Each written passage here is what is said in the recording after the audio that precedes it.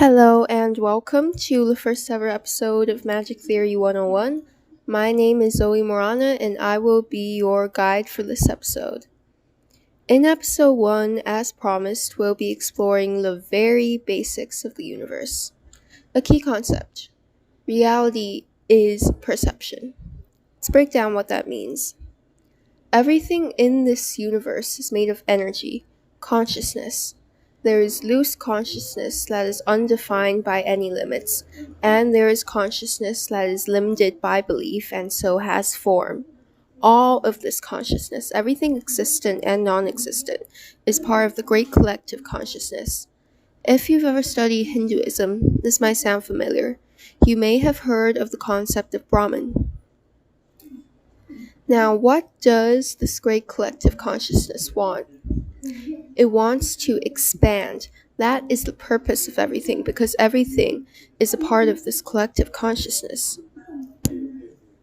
So we're going to use 3 analogies here to describe the basic structure of reality. They're all very simple. A belief is a limit, right? Think of consciousness as water. The belief will be the cup. Now, in whatever way you mold your cup, the water inside flows to match the shape. The water is given form by this limiting structure. You can make your cup round, you could make it cubical, you can make all sorts of twisty shapes, and the water inside will become that shape.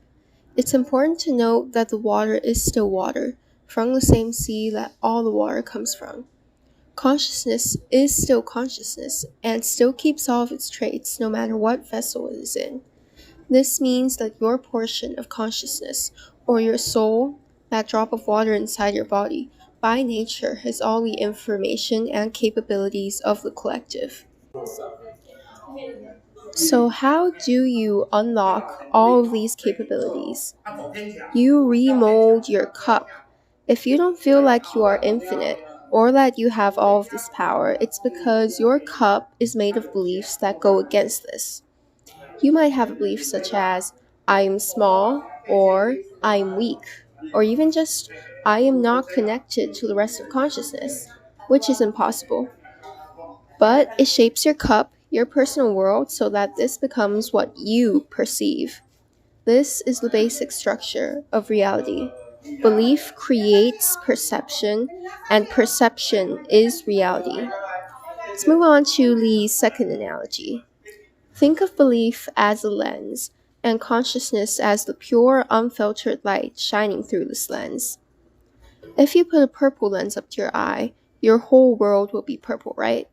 Swap that out for a green lens, and your whole world will be green. Your lens can be any shape, any color, any texture. We simply need to change this lens to change our reality. This last analogy is going to help you fully grasp the concept of limit. So think of games. They exist, they have rules, they need to have rules.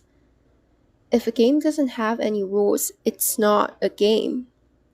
So, soccer. One of the rules is that there is a ball. Another is that regular players shouldn't touch the ball with their hands. There are players. These are all rules.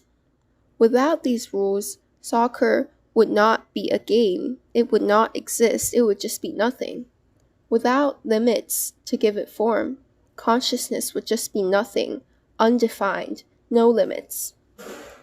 So, nothingness and existence are opposite ends of a spectrum. On one end, we have the blank canvas. There is infinite potential. The canvas is nothing, so it could be anything, any painting. Nothing is the basis for everything. Everything stems from nothing. And on the other end of the spectrum, we have existence. That's a finished painting. The painting exists, but it's lost its potential because now it doesn't have the chance of being the infinite other paintings it could have been. The spectrum is nothingness to existence. Nothingness is infinite possibility, and existence is fulfillment of that possibility.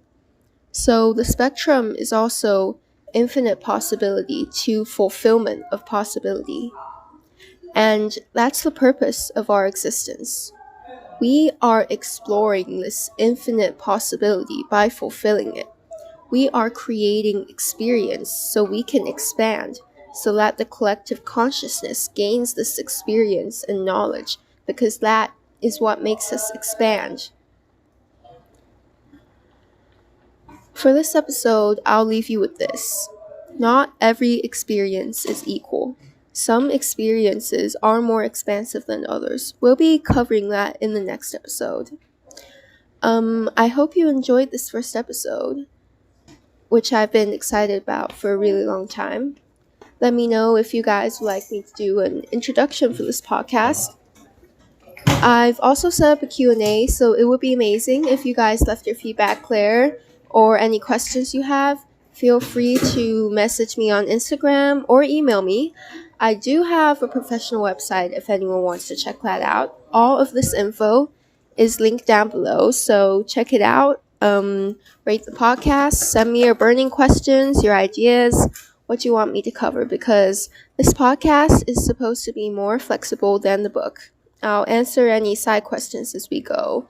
I'm also hoping to host guests on this podcast, so if you have something to say, welcome.